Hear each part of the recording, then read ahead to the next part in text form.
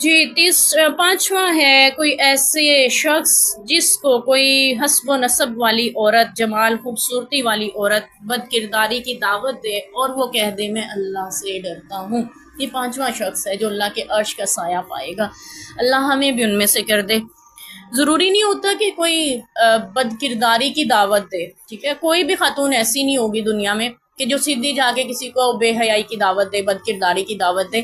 تو سوائے ان فحاشہ مجبور خواتین کے جو بیچاریاں پیسے لیتی ہیں، ان کی زندگی بیچاریوں کی اسی میں چلتی ہے، اللہ تعالیٰ ان کے لیے بھی آسانیاں پیدا فرمائے، ان کی ان مشکلات کو دور کرے جن کی وجہ سے وہ اس میں پڑی ہوئی ہیں۔ بہت سی ایسی ان میں سے ہوتی ہیں جو مجبوراً اس پیشے سے منسلک ہوتی ہیں، اور بہت سی ایسی ہوتی ہیں اگر ان کو عزت کی زندگی دی جائے تو وہ بھی عام خواتین کی طرح زندگی گزارنا چاہتی ہیں، جینا چاہتی ہیں۔ تو اللہ تعالیٰ ان کے لیے بھی، ان کے حال پہ بھی رحم و کرم فرمائے۔ تو عام خواتین، حسب و نسب والی خواتین جو ہوتی ہیں، وہ کسی کو بھی بد کرداری کی دعوت نہیں دیتی ہیں۔ عورتوں کا بد کرداری کی دعوت دینے سے کیا مراد ہے؟ وہ اشارتاً، کنایتاً اپنی ادائیں دکھا کے، بد نظری کے ساتھ، اپنی خوشبوئیں بکھیر کے، یعنی خود کو خوشبو میں معطر کر کے جب لوگوں کے پاس سے گزرتی ہیں، ان کو، جس میں حدیث میں آتا ہے نا، مائل ہونے والیاں اور مائل کرنے والیاں، خود بھی دوسروں کی طرف مائل ہوتی ہیں، دوسروں کو بھی اپنی طرف مائل کرتی ہیں بد نظری کے ذریعے۔ یہ ہے دعوت گناہ دینا دوسروں کو۔ تو اس میں لڑکے بھی شامل ہوتے ہیں، لڑکیاں بھی آج کل جیسا ہمارا ماحول چل رہا ہے اس میں شریک ہوتی ہیں، لڑکے بھی لڑکیوں کو اپنی طرف مائل کرنے کی کوشش میں لگے ہوتے ہیں۔ اگر کوئی خاتون وہاں اپنا دامن بچا لیتی ہے، کوئی بچی اپنے آپ کو محفوظ رکھتی ہے اور یہ سمجھتی ہے میں اللہ سے ڈرتی ہوں، کہ دنیا میں مجھے کوئی نہیں روک سکتا۔ چھپ کے گناہ کرنا آسان ہے، کسی کو کیا پتا، لیکن اللہ سے چھپا نہیں جا سکتا۔ اللہ تعالیٰ تو دیکھ رہے ہیں، وہ ہر جگہ ہر کسی کو ہر لمحہ جانتے ہیں۔ آپ بد نظری کر رہی ہیں تب بھی اللہ دیکھ رہے ہیں، آپ کسی سے فون پہ میسج پہ فحش باتیں کر رہی ہیں تب بھی اللہ تعالیٰ کے علم میں ہے۔ آپ کی امی کو نہیں پتا، بھائی کو نہیں پتا، بہنوں کو علم نہیں ہے، لیکن آپ رب کی نظر سے نہیں بچ سکتی ہیں۔ آپ جو ہیں، آپ کے فرشتے جو قلم لکھ رہے ہیں نا آپ کے نامہ اعمال میں، اس سے آپ نہیں چھپ سکتی ہیں۔ آپ کے یہی ہاتھ جن سے آپ میسج ٹائپ کر رہی لکھ رہی ہوتی ہیں نا، یہی انگلیاں، یہی پور قیامت کے دن آپ کے خلاف گواہیاں دے رہے ہوں گے، اللہ جس نے سب کچھ کیا۔ یہ مت سمجھیں کہ اللہ تعالیٰ غافل ہے۔ کس کس چیز سے خود کو چھپائیں گی؟ اپنے آپ سے تو نہیں چھپا جا سکتا نا۔ چلو فرشتوں کو بھی آپ نہیں مانتے، لیکن آپ کے اعضاء آپ کے بارے میں گواہی دے رہے ہوں گے۔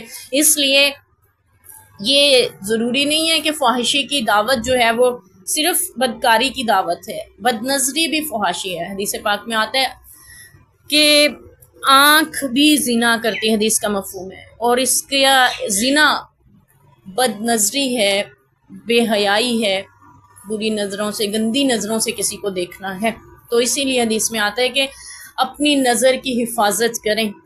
جو بندہ اپنی نظر کی حفاظت کر لیتا ہے، اللہ اس کو ایمان کی حلاوت نصیب کر دیتے ہیں۔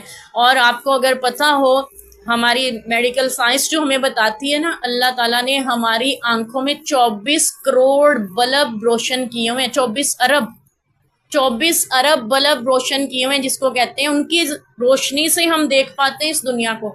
اور اللہ تعالیٰ نے 22 کروڑ، تقریباً 24 کروڑ تاروں کے ساتھ ان بلبوں کو روشن کیا ہوا، جو دماغ سے جڑی ہوئی ہیں۔ یعنی ہماری 24 کروڑ وینز ہیں، ایسی ناڑیں ہیں جو دماغ سے جڑی ہوئی ہیں، اور ہماری آنکھوں میں تقریباً 22 ارب بلب ہیں جو روشن ہیں، ان کی روشنی کی مدد سے ہم دنیا کو دیکھ پاتے ہیں۔ اللہ نے آپ کے لیے اتنا بڑا انتظام کیا ہے، اور آپ اس کو بد نظری میں لگا رہے ہیں، ان آنکھوں کو بے حیائی اور فحاشی میں، غلط کاموں میں دیکھنے میں لگا رہی ہیں۔ کبھی آپ فحش فلمیں دیکھ رہی ہیں، فحش سینز دیکھ رہی ہیں، یاد رکھیے گا ان آنکھوں کی حفاظت نظر کی حفاظت ہے، اور نظر کی حفاظت سے اللہ تعالی ہمیں اپنے کردار کی حفاظت کا حوصلہ دیتے ہیں۔ جو بندہ اپنی نظر کی حفاظت کرتا ہے، اللہ تعالیٰ اس کے کردار کی بھی حفاظت کرتے ہیں، کیونکہ بد نظری بے حیائی کی پہلی سیڑھی ہے۔ اگر آپ پہلی سیڑھی پہ ہی نہیں چڑھتے تو آگے کیسے جا سکتے ہیں؟ تو اللہ تعالیٰ ہمیں نظر کی حفاظت کرنے والا بنائے۔ حدیث پاک کا مفہوم ہے کہ ہاتھ کا زنا نامحرم کو چھونا ہے، اور کانوں کا زنا نامحرموں سے گفتگو کرنا ہے، بے حیائی فحاشی پر مبنی، اور زبان کا زنا بھی یہی ہے کہ آپ ان سے گندی باتیں کر رہے ہیں. اور آنوں کا گناہ بے حیائی کی باتیں سننا. ہمیں یہ لذت دیتی ہیں چیزیں جب کوئی کہہ رہا ہوتا ہے آپ بہت اچھی لگتی ہیں. ٹھیک ہے، کیونکہ ہم یہی دیکھ رہے ہیں نا معاشرے میں کہ ہمیں سراہا جائے، ہمیں اہمیت دی جائے، ہمیں کوئی تو ہو جو ہمارے لیے سوچنے والا، ہمیں فکر مند ہو. یاد رکھیے گا آپ کے والدین سے زیادہ آپ کو سوچنے اور آپ کی فکر کرنے والا دنیا میں کوئی نہیں ہے. آپ ان کی عزتوں کا خیال رکھیں، ٹھیک ہے، ان کے مان کا خیال رکھیں جو آپ پہ وہ رکھتے ہیں. اپنی بیٹیوں پہ بڑا مان ہوتا ہے. تو اللہ تعالیٰ یہ بھرم جو ہے ہمیں قائم رکھنے کی توفیق دے، کم سے کم دنیا میں ہی کسی کی حیا کرنے والا بنا دے، اور ہم فحاشی اور بے حیائی کے جتنے ذرائع ہیں ان سے بچنے والے بنے. اس میں سب سے پہلے نظر کی حفاظت ہے، پھر زبان کی حفاظت ہے، کانوں کی حفاظت ہے، پورے اعضاء کی حفاظت ہے، اپنی عصمت کی حفاظت ہے. قرآن حدیث پاک میں آتا ہے کہ جو خاتون اپنی عصمت کی حفاظت کرتی ہے نا، اپنی عصمت کی حفاظت کرتی ہے، 5 وقت کی نماز پڑھتی ہے، رمضان کے روزے رکھتی ہے، شوہر کی فرما بردار ہوتی ہے، جنت کے 8 دروازے اس کے لیے کھول دیے جاتے ہیں. اور یہاں پہ کیا فضیلت ہے، بے حیائی کی دعوت دے اور وہ اللہ سے ڈر جائے کہ میں اللہ سے ڈرتی ہوں. امی ابو کا ڈر نہیں ہے، بھائیوں کا بہنوں کا ڈر نہیں ہے، لوگوں کا ڈر نہیں ہے. کس سے ڈر رہا ہے؟ اللہ سے. تو جو اللہ سے ڈر جائے، اللہ کے عرش کا سایہ قیامت کے دن اس کو نصیب ہو جائے گا انشاءاللہ. اور قرآن پاک میں اللہ تعالیٰ فرماتے ہیں وَلِمَنْ خَافَ مَقَامَ رَبِّهِ جَنَّتَانِ، جو رب کی بارگاہ میں کھڑا ہونے سے ڈر گیا نا، اللہ اس کو ڈبل جنتیں عطا کریں گے، دوہری جنتیں دیں گے. عام لوگ عبادتوں سے جنت لے رہے ہیں نا، ایک جنت مل رہی ہے، لیکن جو رب کی بارگاہ میں کھڑا ہونے سے ڈرتا ہے اور گناہوں سے بچتا ہے اس کے لیے دوہری جنتوں کا اعلان ہے، جس کو کہتے ہیں A+ گریڈ.